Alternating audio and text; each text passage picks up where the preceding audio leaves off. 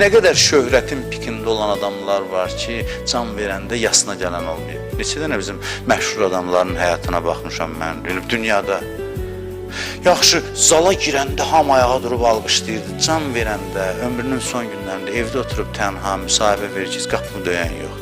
Belədir də bu, bunu əvvəldən bilərdi. İndi depressiyaya düşməsin.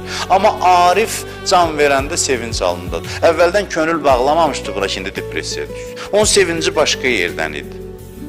Cəmaatın alqışından deyildi ki, indi də qarğışından narahat olsun.